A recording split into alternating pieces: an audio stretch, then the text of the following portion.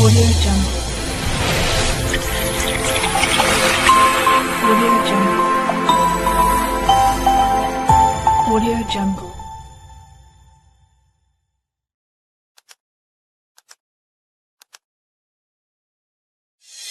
Audio Jungle.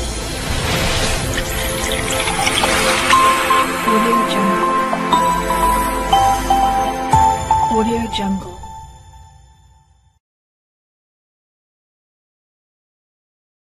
มื้อนี้ก็สิมาแก้บทเส็งหากระเส็งไปสดๆร้อนๆเลยเนาะบทเส็งนักคัดเลือกนักเรียนเก่งนครหลวง2017-18โอเควิชาเคมีอาเกียมจากคิดไลทำอิฐเกียมพร้อมเนาะมาเริ่มเลยข้อทำอิฐเกี่ยวกับสมผลเนาะให้สมผลตัวนี้มาจะมีตัวนี้จากอะโตมตัวนี้จากอะโมลลักๆตัวนี้ก็แค่เป็นโจทย์เกี่ยวกับการพัวพันทางปริมาณก็แค่คิดไล่ตามการพัวพันทางปริมาณของสมผลเลยก็ต้องสังสาก่อนแล้วก็คิดไล่แล้วก็แล้วเนาะข้อนี้ก็บ่มีปัญหาหยังเดี๋ยวข้อหนึ่งนะเอาข้อหนึ่งไปข้อหนึ่ง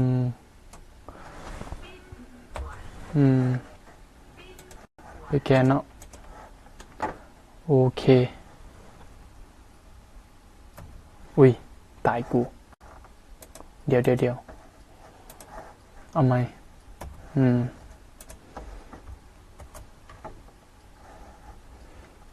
โอเค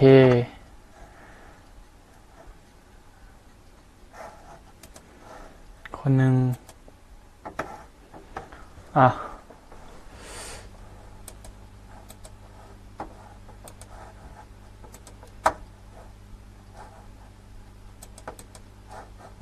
อยู่ใส่น้องลืมไปโอ้เข้า format cap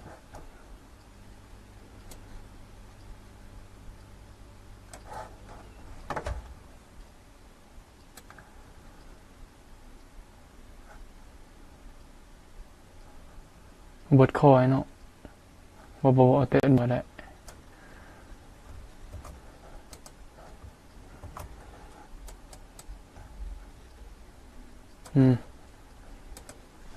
เริ่มลักๆก็ต้องสังสาก่อนสังสาก็คือสังเกตเนาะตัวที่จะเปลี่ยนแปลงก็เห็นได้ชัดเจนเลยก็n เนาะลักๆเห็นได้ชัดเจนเลขโอซิดาโซงมันก็-2 คูณ 3เป็นบวก 5อันนี้ก็บวก4ตัวใดอีกเปลี่ยนแปลงไวตัวใด s นั่นบ่ s ตัวนี้-2ตัวนี้บวก6โอเคตัวใดอีกเปลี่ยนแปลง as as เท่าใดนี่-2 คูณ 4บวก2เฮ็ดจังได๋จึงออก-1บวก5โอเคตัวนี้เด้บวก3แปลว่ามี3ตัวที่เปลี่ยนแปลงดังนั้นเฮามาสั่งสาสมผลเลยงั้นเริ่มจากเอา as มาก่อนเนาะเอา as มาก่อน as 3บวกให้กลายเป็น h 2 as นี่ราขาด o เติมน้ำเข้าไปเติมไปจากน้ำลัก AS ตัวนี้มี2อะโตมเนาะเติม2ใส่เลยเวลารวมอะโตมมันจึงง่ายนั้นตัวนี้ก็ต้องเป็น2น้ำงั้นขาด O ขาดไปทั้งหมด8 O เติมไป8น้ำ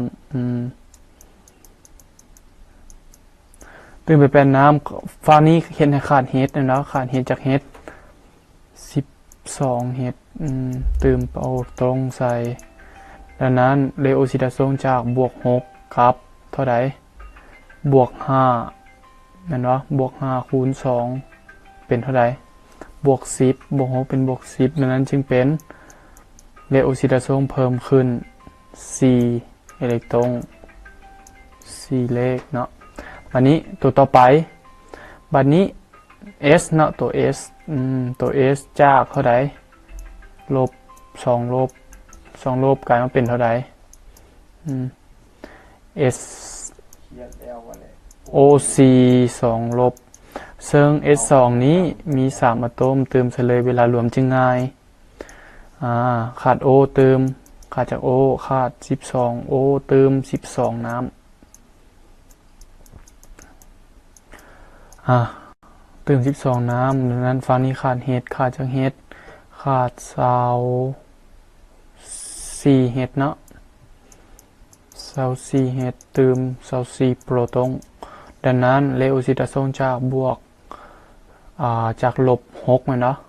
326ลบ6กับบวก6คูณ3ออกเป็น18ดังนั้นเท่าใดเอาใหม่326มั้ยเนาะลบ6 3 6 18บวกเติมอีก6ก็ต้องเป็น24อิเล็กตรอนบวกอีก24อิเล็กตรอนบวกสลายเลยเนาะจะสังเกตจะรู้ได้ก็คือว่ามันถูกหรือผิดก็เบิ่งที่บรรจุมันก็ได้ผลรวมของบรรจุฝั่งซ้ายจะเท่ากับผลรวมของบรรจุฝั่งขวาเนาะคันเพื่อกันความผิดพลาดอันต่อไปวันนี้ n เนาะตัว n O3 กลายเป็นหยังกลายเป็น NO2 ดังนั้นตัวนี้ขาด O มันบ่ขาด O เติมไปจากน้ำเติมไปน้ำเดียวเพราะว่าขาด1 O ดังนั้นจึงเติมไปน้ำเดียวแล้วบัดนี้ขาด H จาก H ขาด1 H ขาด2 H ก็เติม2โปรตอนพอแวดล้อมเป็นแวดล้อมอาซิดเด้ก็เลยต้องเติมจังซี่โอเคเลโอซิดาโซนวันนี้จากบวก5กลายเป็นบวก4นั้นหลุด1อิเล็กตรอนนั้นบวกอยู่ฝั่งนี้เนาะ1อิเล็กตรอนครับ1อิเล็กตรอนสมผลตัวนี้คือสมผล1สมผลตัวนี้คือสมผล2สมผลตัวนี้คือสมผล3ดังนั้นเฮาเอาตัวที่เลโอซิดาโซนเพิ่มขึ้นมาบวกกันก็คือเอาสมผล1บวกสมผล2เลยเพื่ออยากรวมเป็นสมผลตัวนี้เฮาได้เอียงไล่ในใจเลยก็คือตัวนี้บวกตัวนี้ได้ AS2 S3 แม่นบ่โอเคบวกต่อบวกตัวใดบวกตัวนี้กับตัวนี้รวมกันก็เป็น20เนาะ20น้ำ20น้ำก็ได้บวกเอียงอีกตัวนี้เนาะ2 H AS OC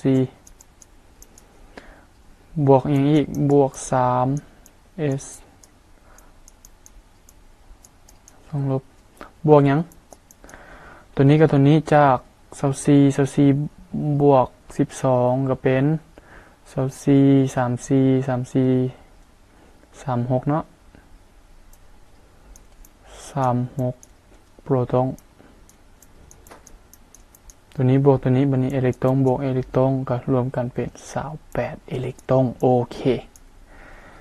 28วันนี้เอามารวมกับบวกกับหยังบวกกับสมผล3เลยก็คือสมผล3โดยคูณเท่าใดเข้าสมผล3คูณเท่าใดเข้าเพื่อให้อิเล็กตรอนตัวที่รับกับตัวที่ให้มันเท่ากันนั่นคือคูณ28เข้าเลยคูณ28เข้าสมผล3เข้าสมผล3แม่นบ่โอเคดังนั้นเราจึงได้เป็น28 NO 3ลบบวกเอาเด้อบวก28คูณอันนี้ออกเอาเด้อออก46เนาะบ่แม่นติออก56เด้หลายเลขผิดละออก56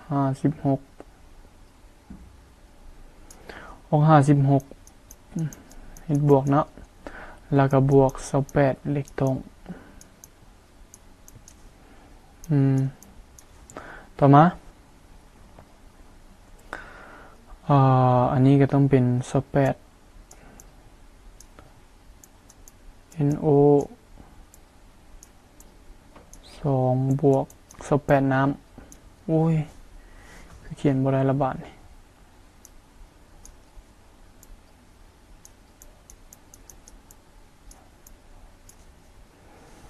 อันนั้นเราจึงรวมสมผลตัดเนี่ยนะตัดได้ละตัวนี้ก็ได้เป็น AS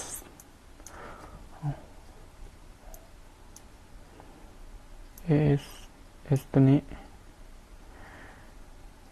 S 2 3 บวกเท่าไหร่บวก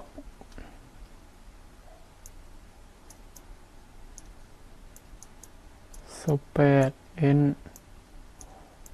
3 บวก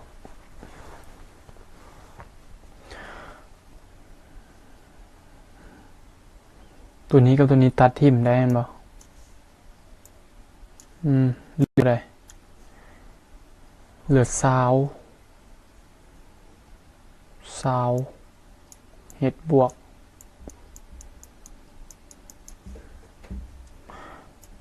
แล้วก็ตัวนี้กับตัวนี้ก็ตัดได้เหลือเท่าไหร่เหลือ8เนาะโอเค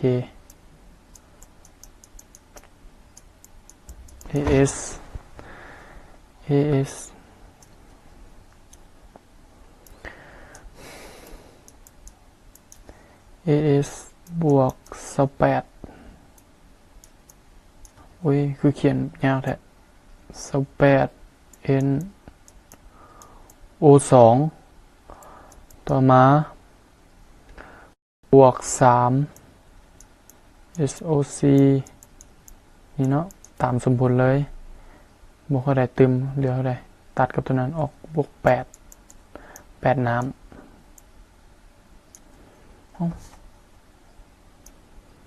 บวก8น้ำ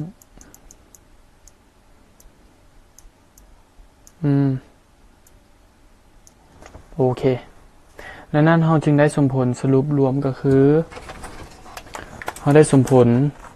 รวมก็คืออย่างAS 28เนาะ2แล้วก็28แล้วก็3แล้วก็8น้ำโอเคสังเกตบัดนี้มาเบิ่งที่คำถามที่เขาถามบัดนี้เขาถามอย่างแน่เขาถามว่า AS จะมีจักรอะตอมตอบเลยได้ตอบอยู่นี่เลยได้ปะAS มีจักรอะตอมโอ้ยบ่แม่น AS 2 S 3มีจักรอะตอมแล้วก็ NO 3 ลบนี่มีจักรโมลมีจักรโมลอิโอนเดี๋ยว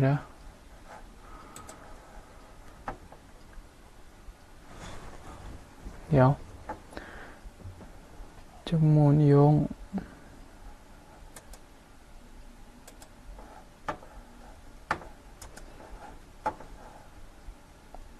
โอเคตอบเขาเลย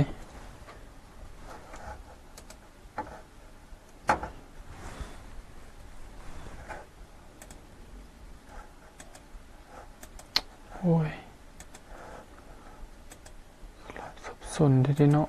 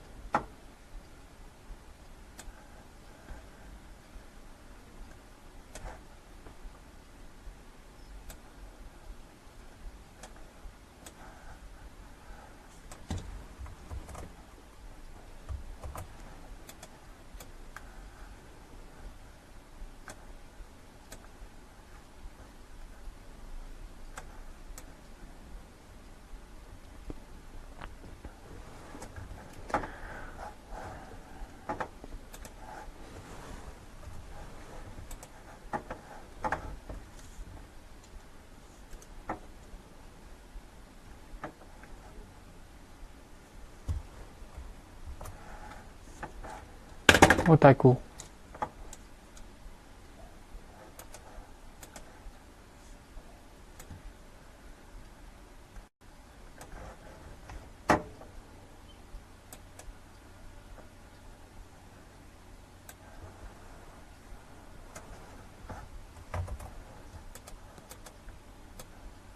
นี่คือคำถามเขาเจ้าเนาะเขาจะถามเขาจะถามเฮาสังสาได้ดังตัวนี้ละวันนี้คำถามเขาถามวันนี้แม่นกะเอียง AS ตัวนี้มีจากอะโตมตอบเขาเลยเนาะกอไก่ AS นับเอาเลยนี่มีจากอะโตมมีเท่าใดเด้คันว่าอะโตมนับเป็นจำนวนโตแล้วเนาะมันมีจักโตก็เท่านั้นโตเลยนั้นทั้งหมดมี5โต5คูณ 6.02 คูณ 10 ขึ้นกำลัง3จบข่าวอะโตม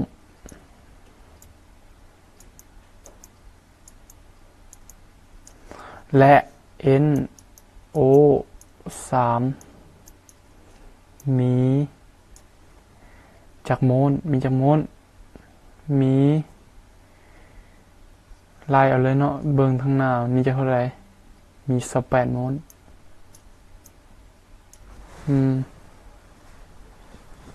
18โมลเนาะโอเคขอใคร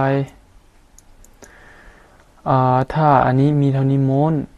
จะเกิดตัวนี้จากกรัมและตัวนี้จากโมเลกุลลักๆหัวโมลของ AS2 นี้ S2 S3 นี้มีเท่าไหร่เท่ากับ 1.25 โมลดังนั้นถามว่าโมลของทั้งสองอันนี้นะมันสิเท่าไหร่โมลของ NO2 ก็ต้องเป็นเบิ่งจากสมผลเลยกับโมลของน้ำนี่ตอบได้ปะตอบได้ปะโมลของ NO2 กะมีจะกรัมมีจะโมลสุดแล้วกะ28เทื่อของตัวนี้เนาะดังนั้นจึง28คูณ 1.25 เห็นเนาะเท่าใดเป็นไรน้ำอันนี้มูลน้ำกับมีเท่าใดมี8เทื่อของตัวนี้กับ8คูณ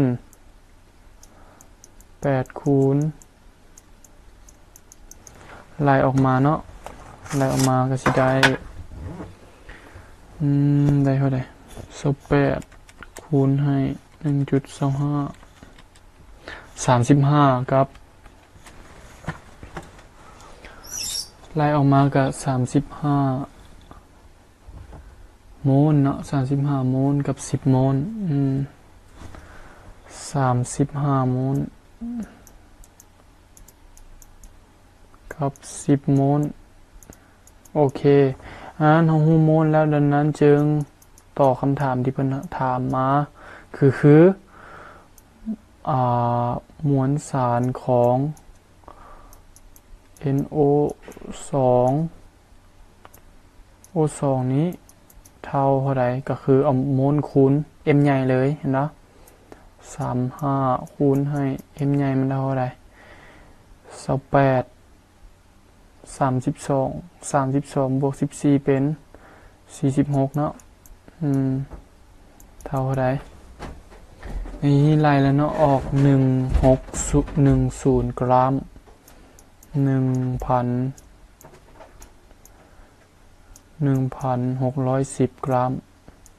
โอเคตัวต่อไปมวลสารของบ่แม่นมวลสารเนาะเขาว่าโมเลกุลของน้ำจำนวนโมเลกุลจำนวนอนุภาคมันก็คือโมเลกุลของน้ำนี้สิเท่าไหร่โมเลกุลของน้ำมีเท่าไหร่โมลนะโมลคูณ 6.2 คูณ 10 คูณ 3นั้นจะได้10คูณให้ 6.02 คูณ 10 ขึ้นกำลัง 3เห็นนะหรือ 6.02 คูณ 10 ขึ้นกำลังออก 10 กำลัง 24เห็นนะ10 กำลัง 24 โมเลกุลโอเคคำถามขอควายบัดนี้ขอควายเขียนสมผลอัตราเขียนสมผลอัตราเขียนสมผลอัตรากันง่ายๆบ่คันฮู้สังสารละดังนั้นเราจึงได้เป็นอัตขอควายเนาะอัตราการเกิดปฏิกิริยาจะเท่ากับอัตราการลดลงของ AS 3 S 2เห็นนะโอ้ยบ่แม่น S 2 S 3 S 3เท่าอัตราการลดลงของ1/8เลยเนาะ1/8 N O 3 ลบนี้เท่าลบ1/20ของอัตราการลดลงของอินโดเซบ่แม่นโปรตอนนะเฮ็ดบวกแล้วก็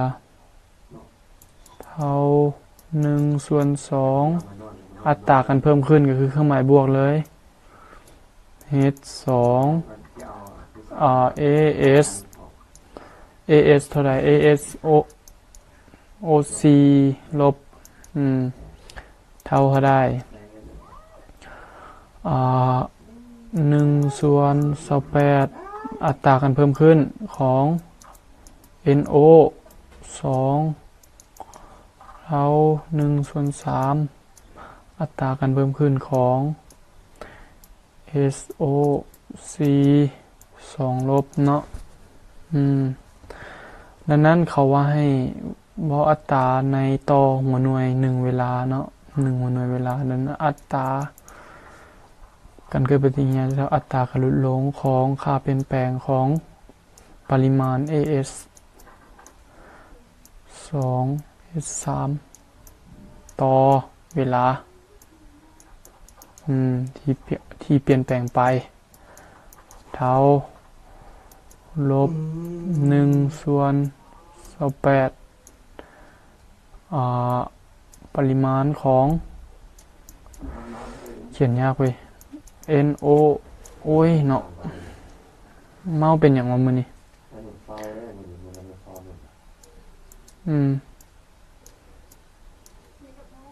ส่วนให้ที่เท่าอัตราการลดลงของ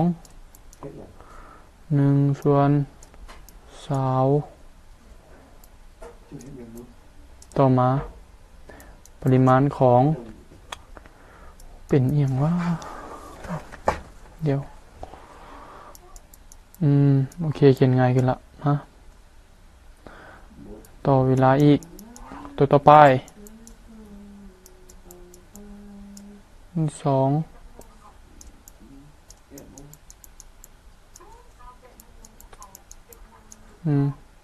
โอ้ยเป็นบุ่มเขาจะติดบุ่มคือเก่าเลยหน้าเลยส่วนให้ทีนี้เนาะ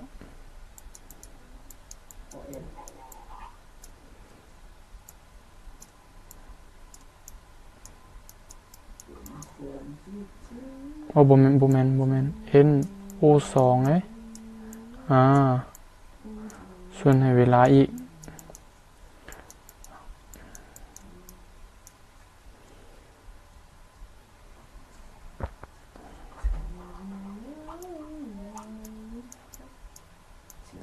SO โอ้ยเขียนเลยเนาะ SO 2 ลบส่วนให้เวลาสำคัญต้องใส่เลขส่วนตัวนี้นำเนาะเพราะว่าอย่างมันบอกถึงอัตราการพัวพันของอัตราแต่ละอัตรามันเช่นให้เท่ากันได้โอเคคนหนึ่งกับหมดเท่านี้กินเวลาไปยาวนานอยู่เนาะโอเคเนาะจบไปละข้อหนึ่งมาต่อข้อสองเลยเพื่อไม่ให้มีการเสียเวลาข้อสองคือสิบุญยากที่มาเลยเนาะ สำหรับข้อ 2 เกี่ยวกับธาตุละลาย A มวลสาร 684 กรัมในน้ำ 1 กิโลกรัมถ้าละลายได้จะมีจุดก้ามแข็งคำว่าจุดก้ามแข็งนี่เกี่ยวกับอุณหภูมิ TF เลยเนาะจุดก้ามแข็งลบ 3.72 องศาเซลเซียสกำหนดให้ KF ของน้ำนี้เท่า 1.86 วันนี้จงซอกหาความเค็มเป็นเศษส่วนมูลก่อนอื่นความเค็มเป็นเศษส่วนมูลมันเป็นยังไงความเค็มของเศษส่วนมูลนี่มันก็คือเราต้องซอกหาโมลของส่วนประกอบในธาตุละลายทั้งหมดเนาะแล้วหลังจากนั้นเราเอามาคิดไล่ตามสูตรเลยเศษส่วนมูลก็คือเอาโมลของตัวที่เราต้องการมาตั้งแล้วก็ส่วนให้ปริมาณของโมลทั้งหมดก่อนอื่นมาซอกหาโมลให้ได้มาเบิ่งตัวนี้ซอกโมลได้บ่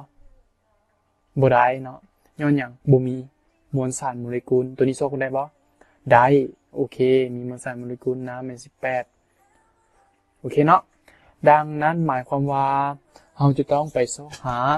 m ใหญ่ของตัวนี้คันซอกหา m ใหญ่ของตัวนี้เราจะต้องอาศัยตัวนี้เนาะอาศัยข้อมูลที่เพิ่นให้มาสังเกตให้ตัวนี้มาตั้งสูตรโลดง่ายๆเห็นบ่ delta f เท่ากับ kf m kf m ก็คือโมแลนโมแลนก็คือซึ่งว่าโมแลนเท่าใด m1 มวลสารของตัวทึกคูณพันส่วนให้m ก็คืออันนี้คือโมลแล้วเนาะคูณให้ m2 โอเคบัดนี้ f นี้มันก็ได้มาจากอุณหภูมิของอุณหภูมิที่ลดลงค่าเปลี่ยนแปลงที่อุณหภูมิมันลดลงดังนั้นจึงจาก0องศาของน้ำมัน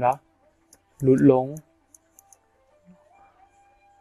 จึงใส่สูตรนี้เนาะจะบ่อธิบายยาวได้เพราะว่าเป็นการแก้โจทย์บทเรียนกับอธิบายบทเรียนกับต่างหากเนาะแก้โจทย์เฮาก็สิเว้าสมมุติว่านักผู้ฟังทั้งหมดหรือว่านักเรียนทั้งหมดมีพื้นฐานมาแล้วเนาะฮู้มาแล้วโอเคนั้นจึงสมมุติเอาเนาะสมมุติว่าฮู้แล้ว8.6 คูณเท่าใดคูณ m1 เท่าใดm1 คือมวลสารตัวทึกตัวนี้เนาะคูณ 1,000 ความจริงต้องคูณบ่มวลสารของตัวพานั่นคือ m2 ให้มาเป็นกิโลแล้วดังนั้นบ่ต้องคูณพันก็ได้โอเคดังนั้นจึงได้เป็น m นี้คูณ1นี้แล้วมวลสารของตัวนี้ดังนั้นไล่ไปไล่มา m1 นี้สิเท่าเท่าใดก็คืออันนี้กลายเป็นบวกเนาะ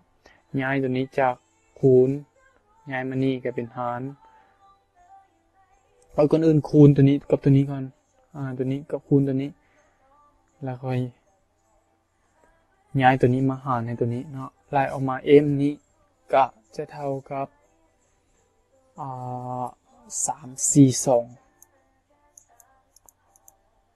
342 กรัมต่อโมลเนาะคือมวลสารโมเลกุลมันของธาตุ A มวลสารโมเลกุลของธาตุ A เท่านี้ถ้าเรารู้มวลสารโมเลกุลดังนั้นเราจึงสามารถ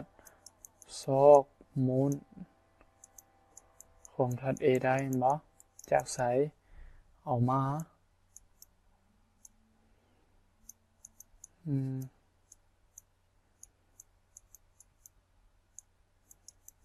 สังเกตเนาะ2 4 8เป็น2เท่าเนาะนั้นจึงได้เป็น2โมลโอเคบัดนี้โมลของน้ำเท่าเด้อโมลของน้ำนี้ก็จะเท่ากับเท่าไหร่วะ 1,000 เนาะส่วนให้18ดังนั้นจึง1,000 หาร 18ก็ออก 55.55 เนาะดังนั้นเศษส่วนอันนี้คือดังนั้นตอบคำตอบที่เราจะตอบเศษส่วนของ A นี้เอาโมลตัวนี้มาตั้ง โมลของ A มาตั้งส่วนให้โมลทั้งหมดนี่คือ2บวก 55.55 ออก 57.55 เนาะแล้วมาเอาเลย 0.037 เอ้ย 0.034 โอเคไปยังไววาเนาะสำหรับข้อนี้ข้อต่อไปข้อที่3เนี่ยบอกข้อที่3เป็นเกี่ยวกับอย่างเบิ่งเดี๋ยวขยายน้อยลงก่อนโอเค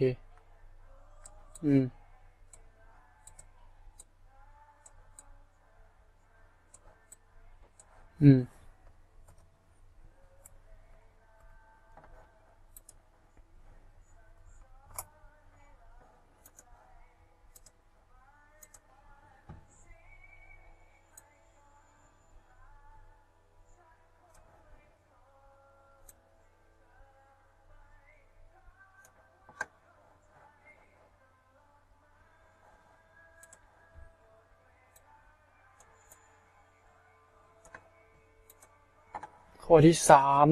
3อยู่15องศาเซอุณหภูมิเนาะค่าเครื่องชีวิตของการสลายตัวของอันนี้ในปฏิกิริยาอันดับหนึ่งต่อไปนี้แบบดังสมผลตัวนี้เนาะมีค่าเท่ากับ12นาทีถ้าให้แปลว่าเครื่องชีวิตนี่นะมี12นาทีคนอื่นเข้าใจบ่ว่าเป็นอย่างว่าเครื่องชีวิต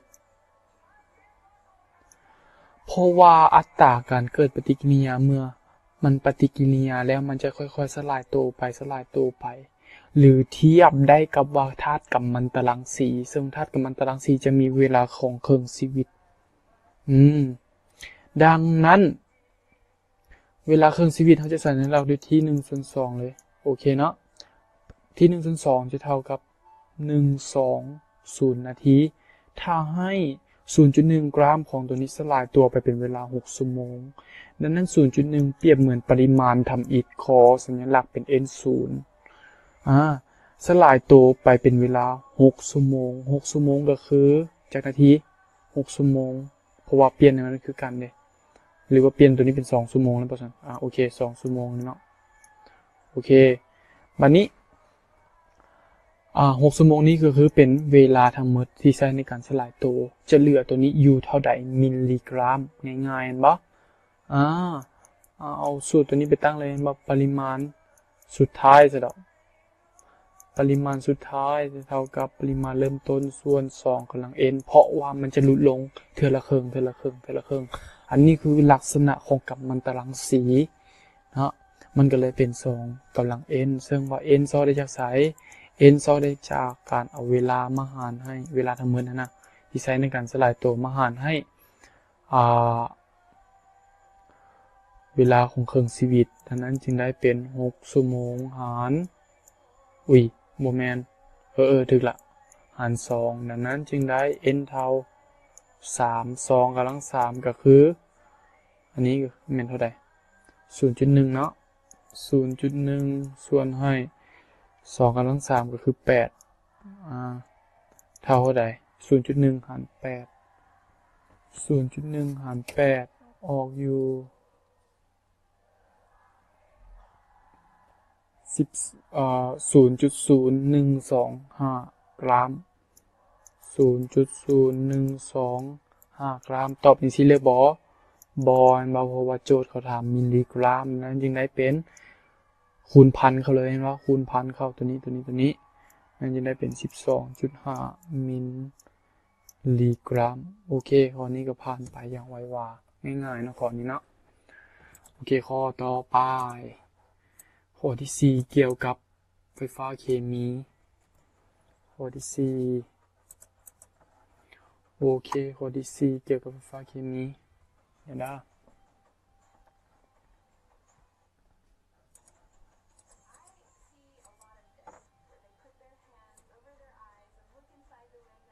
ยากบ่นี่เป็นข้อโจทย์พื้นฐานเลยเนาะเบสิกขนาดเลยแปลว่าง่ายสุดเลยนี่อีหลีอีหล่อเลยนี่ล่ะง่ายฟุดมา ก็โจทย์พื้นฐานก็กินเวลาของคนหนึ่งหลายเนาะเพราะว่ามันเขียนหลายความจริงก็บ่ได้ยากหรอกไปเขียนหลายซื่อๆวันนี้ข้อที่4ให้เครื่องสมผลตัวนี้มาเนาะตัวนี้ให้ค่ามาเสียงคิดไล่ว่าเบิ่งนะจงเขียนสมผลที่เกิดขึ้นแต่ละอิเล็กโตรดคำว่าอิเล็กโตรดแม่นตั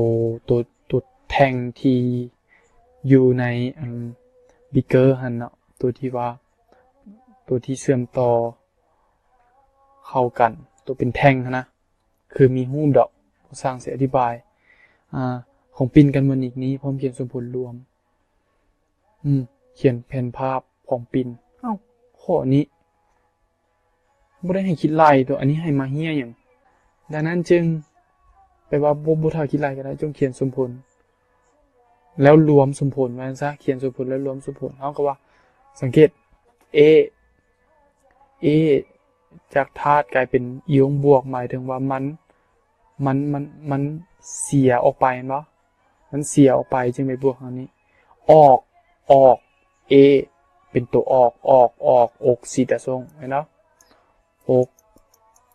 เฮาจึงเขียนปฏิกิริยาอกซิดาซ่งซิดาซ่งนี้อันนี้สอนเทคนิคเลยนี่เทคนิคชื่อ A คืออะโนดจ้ะโอเค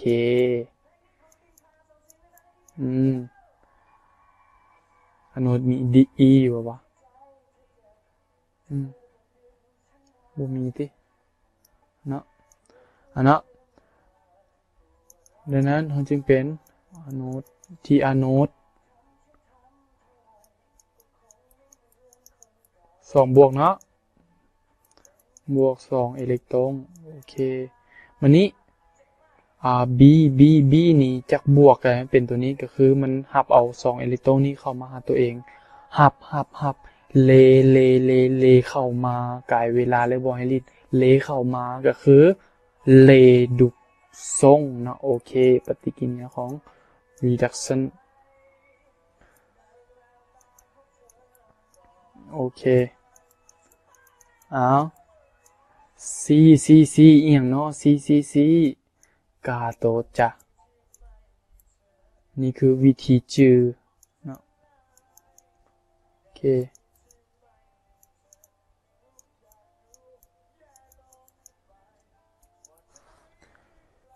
2อิเล็กตรอนเป็น B ดังนั้นจึงเมื่อรวมสมผลปุ๊บตัวนี้ตัดตัวนี้ได้เห็นบ่นั่นจึงได้เป็นสมผลของปินมันอีหยังA ให้อิเล็กตรอนแก่ B บวก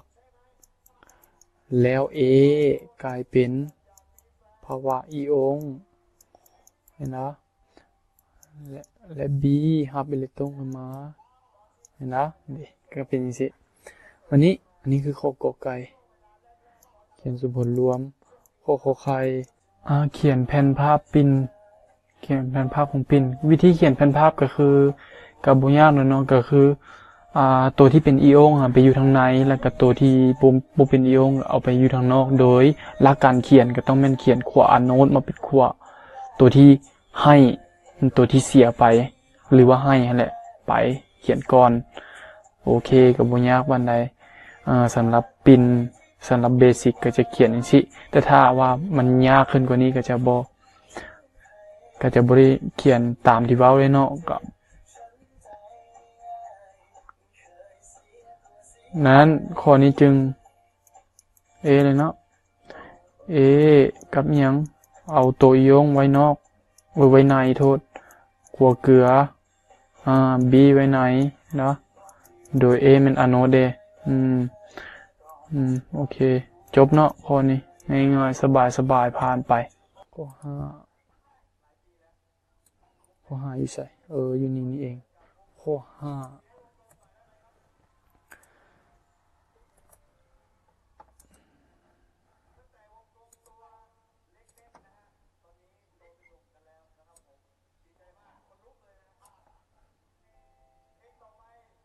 ข้อห้าคือสิบ่ยากปานใดข้อห้านี่เกี่ยวกับเอียงเดี๋ยวนะโอเคข้อห้าจงส่องหาความเข้มข้นของตัวนี้เห็ดบวกนี้และความเข้มข้นของโอเห็ดซึ่งว่าตัวนี้เกี่ยวกับพวกอะซิดบาเซอร์เนาะตัวนี้คือเกลืองงบ่ว่ามาซอกหาตัวนี้จังได๋เกลือตัวนี้เป็นเกลือของอาซิดแห้งปฏิกิริยากับบาเซอร์อ่อนดังนั้นมันจึงมีลักษณะเป็นอาซิดย้อนหยังเกลือตัวนี้มันไปไฮโดรไลซิสกับน้ำเด้สอนไปแล้วเด้ในวิดีโอก่อนๆดังนั้นจึงเฮาใช้สูตรเลยเฮาใช้สูตรลัดเลยเนาะเอาเรื่องโคไก่โคไก่ขอสิให้เขียนสูตรให้บ่เขียนให้ก็เขียนให้เนาะเท่าใด Ka คูณให้เกลือคูณเกลือโอเคดังนั้นจึงได้เท่าไหร่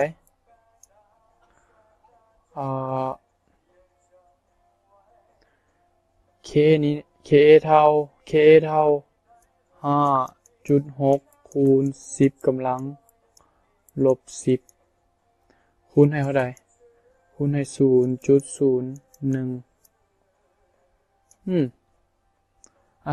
0.01 เปลี่ยนได้ป่ะขอเปลี่ยนเลยเนาะเปลี่ยนเป็น 10 กำลัง 2 ดีป่ะ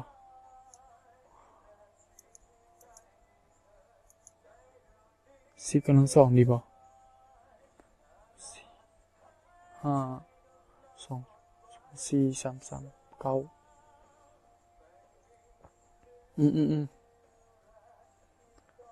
เอา10 กำลังลบ 2 เนาะ 0.01 10 กำลังลบ 2 ดังนั้นอันนี้ก็ต้องเป็น 10 กำลังลบ 12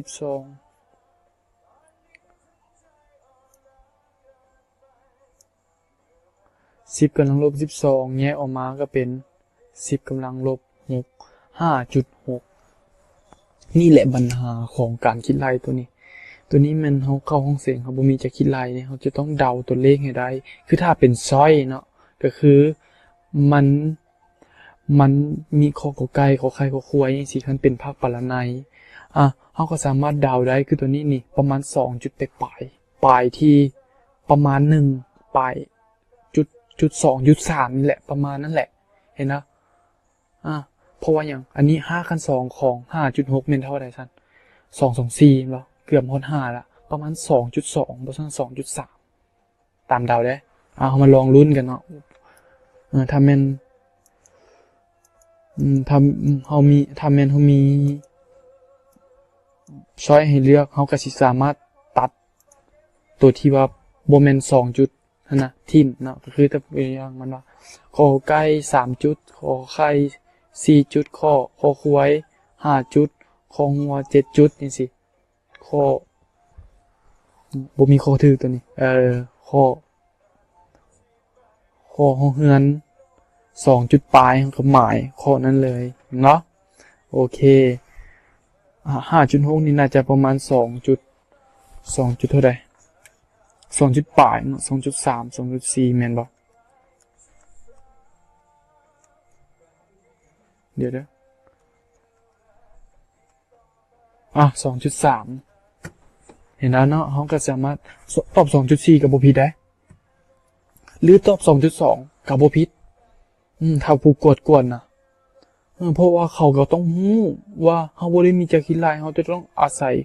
ความชำนาญแล้วก็เดาเอาโอเค2จุดปลายในที่นี้ 2.3 คูณเท่าใดนี่10กำลัง2ก็เป็น10กำลังลบ6โอเคเสียเวลาในการอธิบายหลายเนาะวันนี้เฮ็ดนี้มันเท่าอะไรมันนี่ตัวนี้ก็ต้องเท่าอีหยังK water เนาะ water ต่อมาก็ต้องแม่น10กำลังลบ4อันนี้ไล่ได้เนาะอันนี้บ่ปัญหาอีหยังคูณ 2.3 คูณ10กำลัง6เท่าใด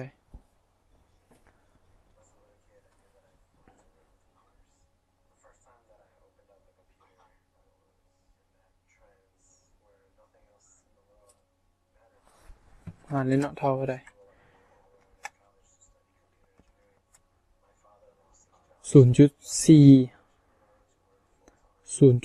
อยู่ซั่นเด้ 0.43 ตัวนี้ลบตัวนี้ออกเท่าใด648เนาะ10กำลังลบ8หรือเฮาว่า 4.3 คูณ10กำลังลบ9ได้บ่ได้เนาะ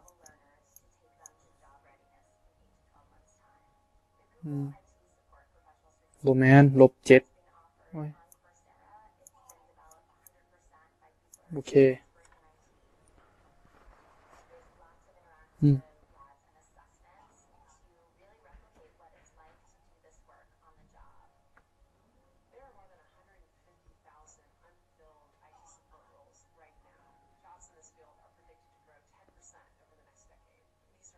ลบ8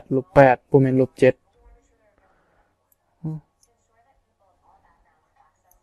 ลบ8ลงแล้วเนาะโทษเพิ่น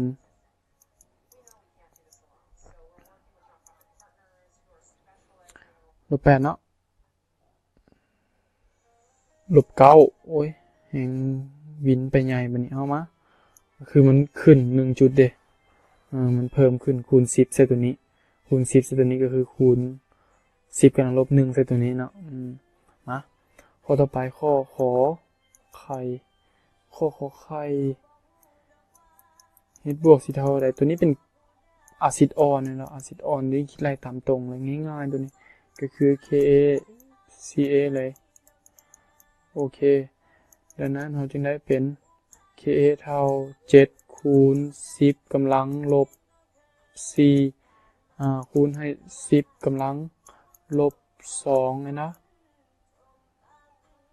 อันนี้ก็เดาออกแบบเก่าคิดว่าเท่าใด7 224 339 2จุดปลายแล้วนี่นะ7เนาะอันกี้นี่5ก็ยัง 2.3 2.5 บ่จักให้ 2.5 เลยบ่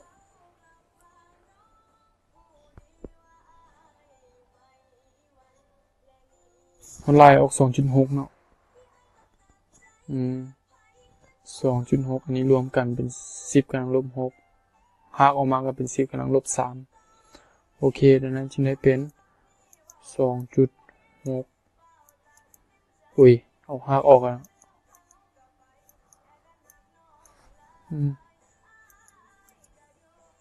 อ่ะคูณ10กำลังลบ3โอเคโมลต่อลิตรเนาะลืมใส่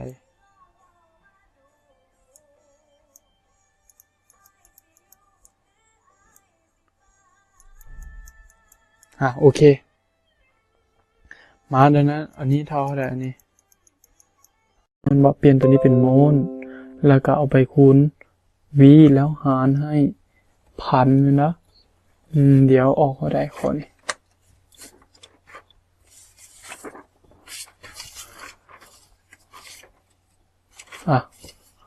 ข้อนี้ลายออกมาจะออกอยู่ 0.1 นะ1.15 ส่วนให้40นะคูณให้ 1,000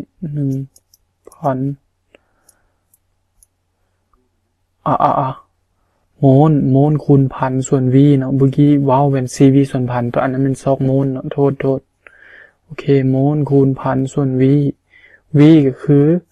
250โอเค0ตัด0ทิ่มเนาะนั้นไล่ออกมาออกอยู่ 0.1 โมลต่อลิตรเนาะต่อมาความเข้มข้นของอันนี้กับโบต่างอย่างกันเนาะของตัวที่เหลือ อนมันเหลือเด้เหลือเขาเลยมันเนาะก็คือ 0.46 หาร 46ง่ายเนาะออก 0.01 ละ 0.01 มาคูณพันบัดนี้ออก10เลยเนาะ10หารให้250ดังนั้นจึงได้เป็น 0.04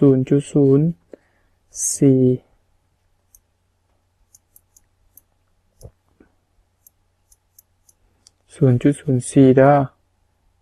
เดี๋ยวเขียนใหม่ 0.04 โมลต่อลิตรโอเคดังนั้นเริ่มต้นมีตัวนี้อยู่ 0.1 เริ่มต้นบ่มีการเกิดปฏิกิริยาตัวนี้มีวะบ่มีโอเคตัวนี้มีวะบ่มีโอเคแล้วเวลาเมื่อมันเปลี่ยนไปมันก็จะเห็น0บวกกันเนาะลบเนาะโอเคบัดนี้เมื่อเวลาเปลี่ยนไปแล้วหลังจากนั้นที่ดุลเดียงปรากฏว่ามันเหลืออยู่ 0.46 หรือว่า 0.04 โมลต่อลิตร 0.04 โมลต่อลิตรดังนั้นตัวนี้ก็คือ 0.06 นั่นเองนี่เนาะเขาก็สามารถรู้เองเพราะว่าตัวนี้ลบเอียงมันค่อยออก 0.04 เนาะตัวนี้ 0.06 โมลอัตราส่วนเท่ากันดังนั้นตัวนี้ก็ต้อง 0.06 ตามซึ่งตัวนี้เป็น2เทื่อตัวนี้เป็น2เทื่อของตัวนี้ดังนั้นตัวนี้ต้องเป็นครึ่งหนึ่งของตัวนี้ก็คือ 0.03 โอเคออก0บวก 0.06 ก็ออก 0.06 ตัวนี้ 0.03 ออก 0.03 วันนี้ค่า k เท่ากับขวาหารซ้ายกำลังโมลแม่นบ่นั้นขวาคือ 0.06 กำลัง2คูณให้ 0.03 ส่วนให้ 0.0 ทีดุลเดียงได้เอาทีดุลเดียงได้มาลายนะ 0.04 กำลัง2ลายได้เนาะเอาได้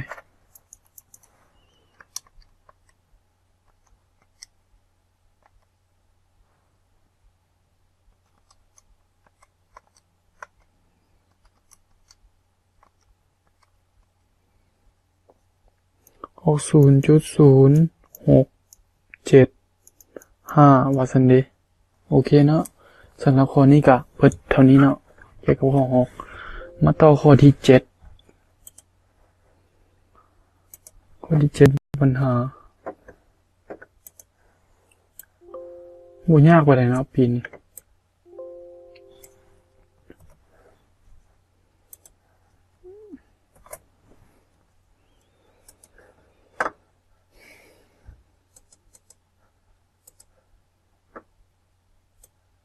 สิแล้วเลยตัวนี้ข้อที่8เนาะข้อที่7ซะดอกบ่ผิดมาข้อที่7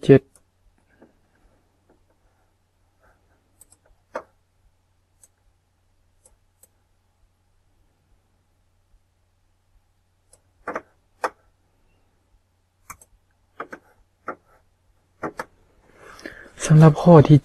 7เกี่ยวกับอย่างในการวิเคราะห์ไฟฟ้าด้วยไฟฟ้าทาละลายตัวนี้ทอง20ฟัดนี้ 0.1 โมลต่อลิตรปริมาณนี้ใส่กราฟีต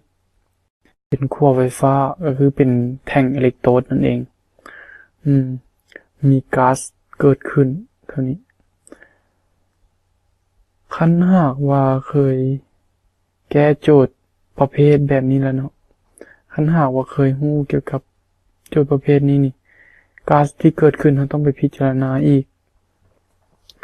มันอาจจะเป็นก๊าซไฮโดรเจนหรือก๊าซออกซิเจนแต่ในที่นี้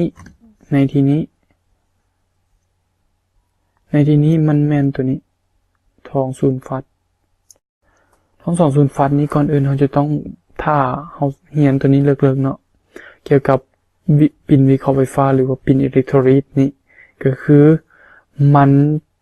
จะแบ่งออกเป็นทองอิโอนของทองอิโอนของ0ฟัดอีกแล้วก็น้ำก็สามารถแบ่งออกเป็น น้ำหับแล้วก็น้ำให้อีกเข้าใจบ่เพราะว่าอย่างเกี่ยวกับปิ่นตัวนี้เนาะมันจะมี4โตหลักๆ4โตโดยขึ้นกับว่าพลังงานไฟฟ้ามันว่ามันจะสามารถสนะกันได้หรือบ่อันนี้คืออธิบายบทเรียนนี่เนาะคือถ้าในทีนี้นี่ฮู้แล้วเนาะว่ากันว่าบ่อยากพิสูจน์ตามตรงพิสูจน์ก็ได้เนาะแต่ว่ามันยาวหลายเวลาเป็นชั่วโมงเนาะในการพิสูจน์หรือว่าครึ่งชั่วโมงและน้ำตัวที่ให้มันมี2แบบคืออันที่1มันจะให้ออกซิเจนกับอันที่1มันจะให้ก๊าซไฮโดรเจนแต่ในทีนี้น้ำตัวให้ออกซิเจนนั้นมันชนะย้อนหยังแล้วเขาจึงไปเรียนในปิ่นอิเล็กโทรลิตหรือว่าพวกไฟฟ้าเคมีเนาะบ่ยากดอกดังนั้นจึงเขียนออกมาเลยมันจะง่ายเนาะหรือว่าคันไผมีเวลาก็แต้มรูปมันจะแฮงเข้าใจคูณ2เลยโอเควันนี้ที่ขั้วอะโนดเขียนปริญญาที่ขั้วอะโนดเลยที่ขั้วอะโนดบ่มีดีเด้ออย่าไปลงเมื่อกี้ไปเขียนดีขาดหิมเนาะ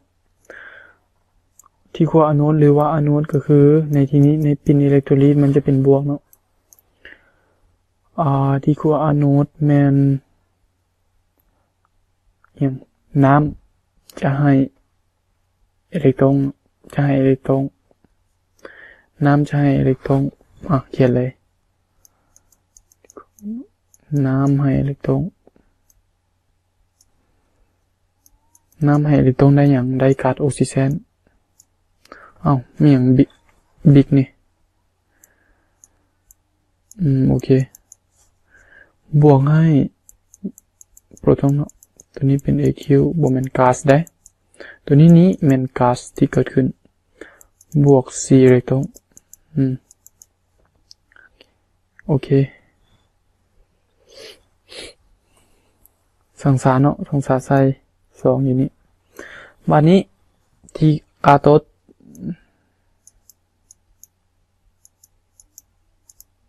หรือว่าขั้วลบที่กาโตดแมนท้องมันจะหับอิเล็กตรอนเข้ามาหาตัวเองแล้วกลายเป็นท้องส่วนหลายพวกวิเคราะห์ไฟฟ้านี่มันจะแยกในนี่มันแยกธาตุละลายแยกโลหะจากธาตุละลายอีองธาตุผสมอีองนั่นอยู่ในท้องอันนี้คือวิธีได้เนาะมันมีหลายแบบดอกอย่างคันสิเว้าบนเรียนมันมีอย่างแน่เนาะแยกธาตุละลายว่าซุบโลหะอย่างเฮ็ดให้โลหะสดขึ้นโหหลายๆอันเนาะเกี่ยวกับปิ่นอิเล็กโทรลิตศึกษาเติมเกี่ยวกับพวกไฟฟ้าเคมีเนาะโอเค2บวก4อิเล็กตรอนพอให้มันเท่ากับตัวนี้เลยโอเคเราจึงได้เป็นบวก2ทองเท่าแล้วบ่นี่สังสาอิเล็กตรอนเนาะให้มันอันนี้2คูณ2ออก4เลยเท่าเลยเนาะโอเคนั่นเราได้2อันนี้ละเราได้2อันนี้นะเรารวมสมผลปิ่นเลยเนาะลืมสมผลลืมรวมสมผลปิ่น มาเริ่มเราได้2ทองบวกนี้บวก2น้ำบวกออกซิเจนอันนี้คือกอไก่บ่จังนี่เขียนเป็นอย่างนี้แม่นละกอไก่บวกเฮ็ดบวก2ทองเห็นบ่โอเคเนาะบ่ยากปานใดนี่ขอไข่ว่าซั่น หลังปฏิกิริยาเกิดขึ้นอย่างสมบูรณ์ถ้าละลายตัวนี้จะมีความเข้มข้นจากโมลาริตี้คันเป็นหลังปฏิกิริยาหลักๆเราต้องซอกหาก่อนอื่นเรามันต้องซอกหามันก่อนว่าปกติปิ่นอิเล็กโทรลิตมันจะเป็นธาตุละลายเนาะมันจะมีธาตุละลายแล้วมันเมื่อมันถูกดูดไปเฮ็ดให้โลหะมันแยกออกไปละดังนั้นเราจะต้องเอามาปริมาณมันจะต้องลดลงไปส่วนที่เหลือหลังวิเคราะห์ไฟฟ้าแล้วจึงเอิ้นว่าธาตุละลายในข้อขอไข่นี้เข้าใจบ่บ่มีรูปนะอธิบายบ่เข้าใจแหละแต่ก็ให้ฮู้เนาะแล้วว่างๆสิหาเฮ็ดวิดีโอเกี่ยวกับการสอนปิ่นไฟฟ้ามาให้โอเคอันนี้โจทย์คำว่าหลังปฏิกิริยาเกิดขึ้นเห็นบ่คำว่าหลังปฏิกิริยาก็คือปริมาณของธาตุละลายตัวนี้ที่ยังเหลือจากที่มันถูกดึงไปให้มันโลหะมันสดขึ้นแล้วเข้าใจติดังนั้นเราจะต้องหาตัวที่ไซส์แล้วก็ตัวที่มีอยู่ในตอนต้นแล้วลบกันเพื่อหาจำนวนโมลาริตี้ของธาตุละลายตัวนี้ที่หลังปฏิกิริยาอย่างสมบูรณ์แล้วบ่แม่นถึงละหลังวิเคราะห์ไฟฟ้าอย่างสมบูรณ์แล้วอันสิเว้าโอเคบัดนี้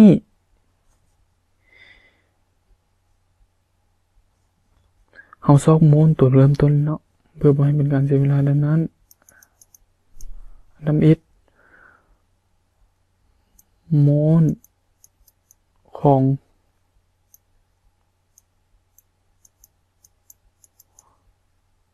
เริ่มต้นเท่าไหร่ CV ส่วนพันเนาะ 0.1 คูณ 200 ส่วน 1,000 เท่าไหร่0ทิมถ้า0ทิมโอเคนั้นจะได้ 0.2 หารอันนี้ออก 0.02 โมลเนาะ 0.02 โมลต่อมาซอกหาตัวนี้ที่ใช้ไปก็คือเฮาอิงใส่สมผลรวมนี่เป็นหลักเพราะว่าหยัง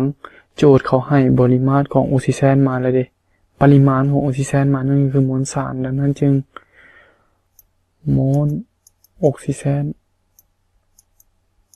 เท่าใด 0.16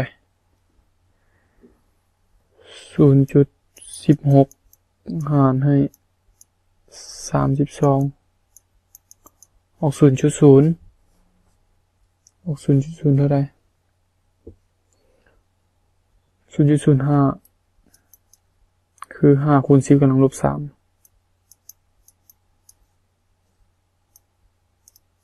อันนี้ก็คือตัดทิมคือ16คูณ2 16ตัด16ได้1/2 ออก5ดังนั้นจึงปัดเลขจุดมาเป็นอย่างนี้เนาะอันนี้คือบอกวิธีให้มันเรียนคัดให้มันไวขึ้นแต่บ่แม่นเลยเนาะอันที่ไว้หลายมันสิผิดเนาะผิดอยู่ว่าไหนหลงอย่างนั้นละมานี้เฮาใส่ละโอเคดังนั้นตัวโมลตัวนี้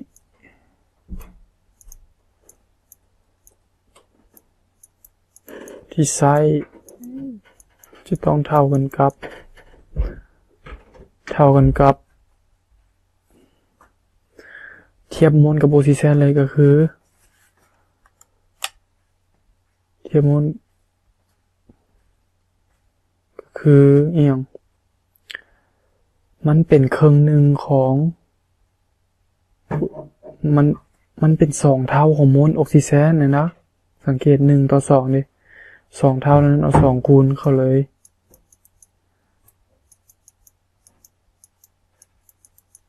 มันจึงเป็น 0.01 โมลต์ต่อลิตรเนาะ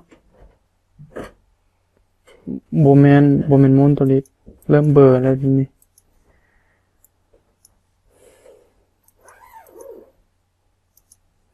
โมลต์เนาะโอเคออก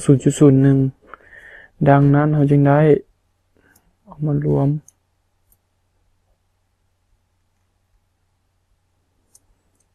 โมลต์ของ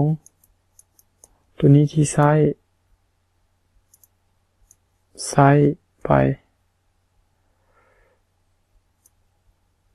จึงเท่ากับเท่าไหร่ 0.0 ตัวทั้งหมดเริ่มต้นนี่มารวมให้ตัวที่ใส่เฮ้ยบ่แม่นตัวที่เหลือเบอร์อีกละโอ้ย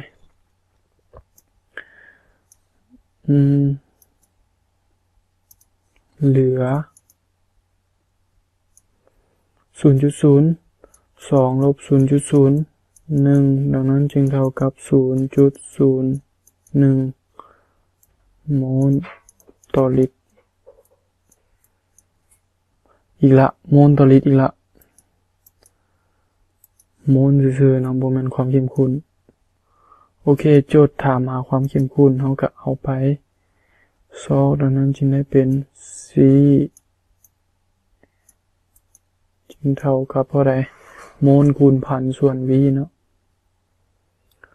โมลต์ก็คือ 0.01 คูณให้ 1,000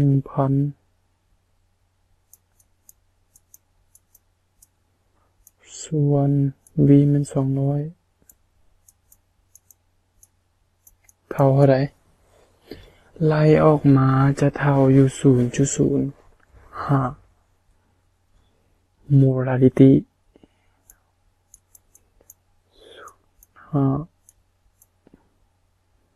โอเคจบข้อที่7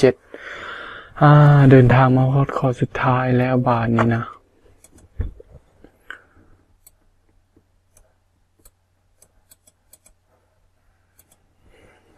ข้อสุดท้าย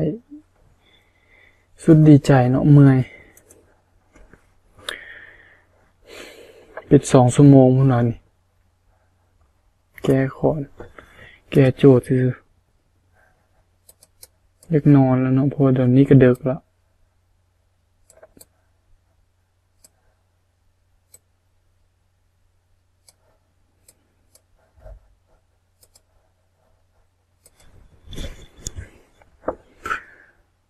ข้อสุดท้ายนี่บ่น่าจะยากหรอกเกี่ยวกับองค์ธาตุง่ายๆนึงมาลุยกัน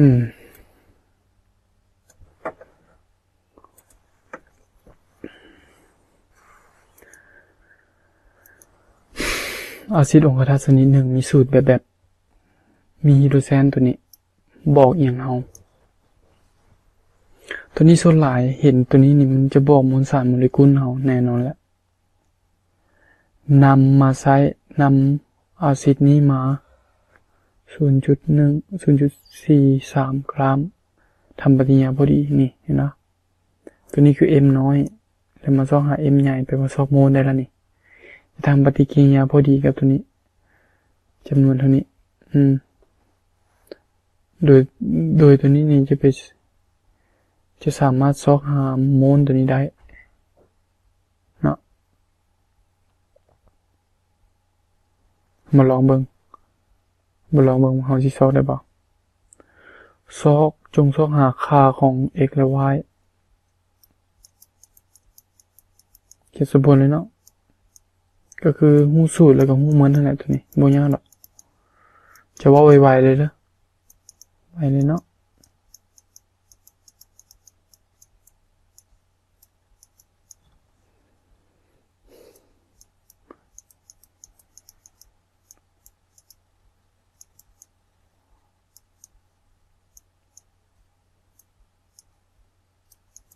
หัวค่าเคมี2เด้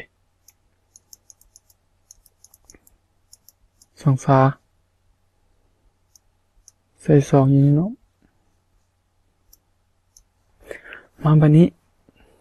ให้ตัวนี้มานี่2โมลได้เนาะพยายาม คิดไซโมนก่อนเกี่ยวกับโจทย์แบบนี้โจทย์พวกเกี่ยวกับพวกปริมาณนี่คิดไซโมนก่อนมันจะง่ายน่าจึงได้เป็นตัวนี้คูณ CV ส่วนพันเลยเนาะ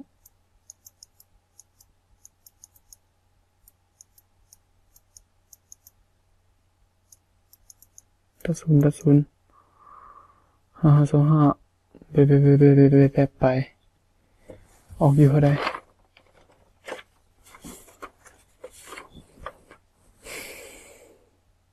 0.0025มูลดังนั้นมูลตัวนี้หู้ได้เลยย้อนหลังตัวนี้เป็น2เทื่อของตัวนี้เนาะดังนั้น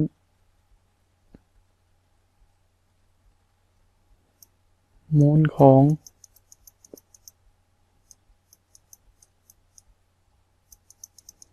นี้จึงเท่า2เทื่อของตัวนี้เลย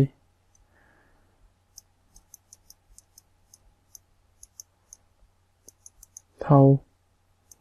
0.025 กับตัวนี้เป็น 0.05 เนาะโมลโอเคได้โมลตัวนี้แหละสอบโมลสารได้ปะโอเคสอบโมลสารได้ดังนั้นจึงได้เป็น m น้อยส่วน m n m น้อยมัน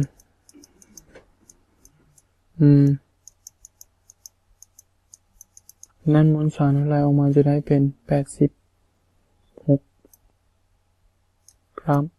ต่อโมลเนาะโอเคเปอร์เซ็นต์ตัวนี้บอกอย่างเฮา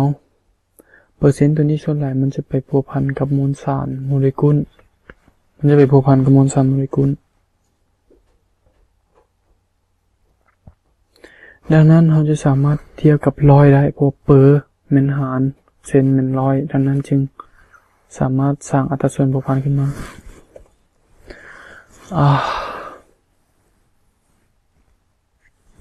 โอเคเนาะ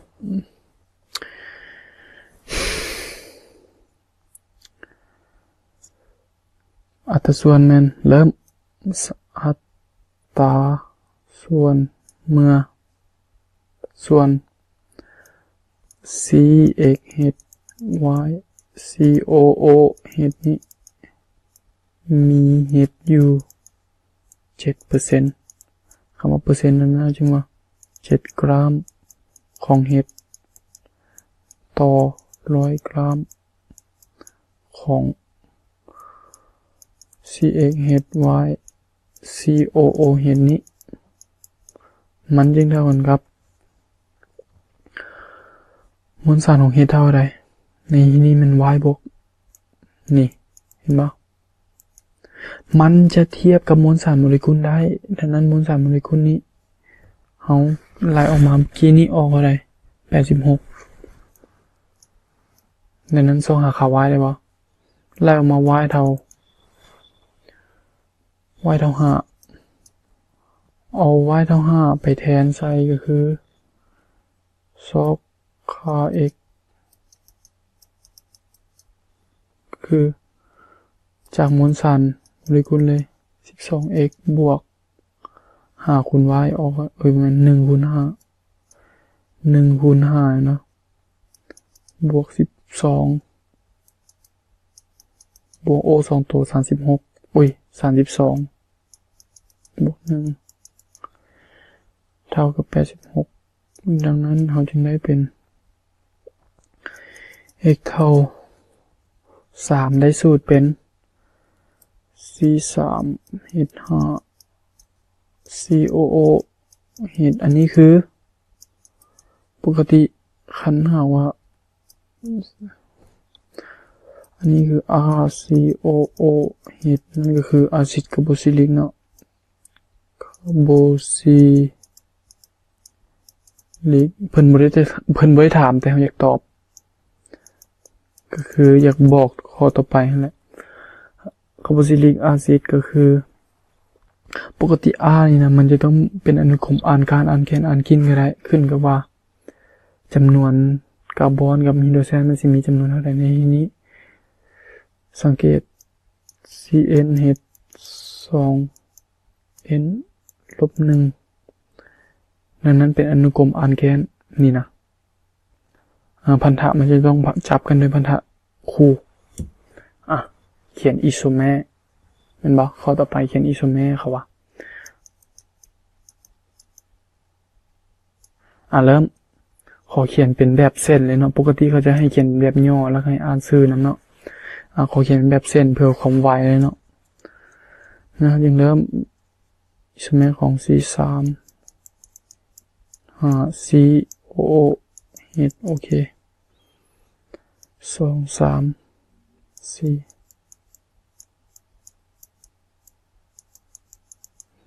เริ่มต้นที่พันธะคู่อยู่นี่เนาะ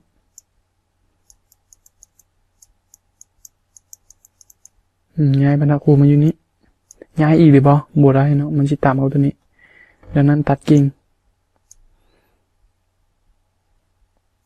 นี่เนาะตัดกิ่งไปถึงลงมานี้แปลว่าสามารถเขียนได้3อิโซเมอร์ท่านี้สามารถเขียนได้3อิโซเมอร์นั่นเองมีอีกบ่คันมีอีกแล้วบอกไงเด้อคือค่อยเขียนได้นี่แม่น3อิโซเมอร์แล้วนี่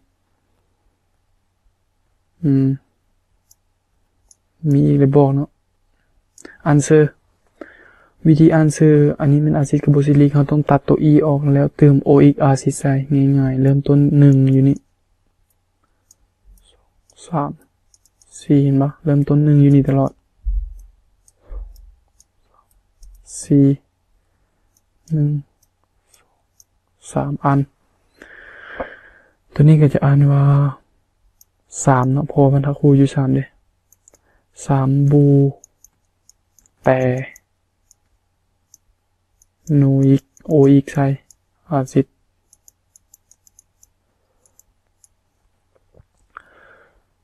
2บูแตโนอิกอาซิด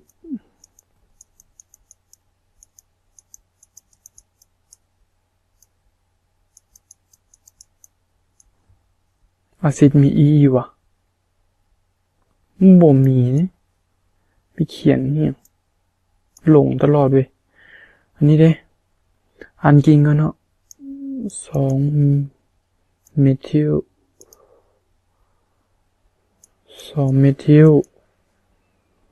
2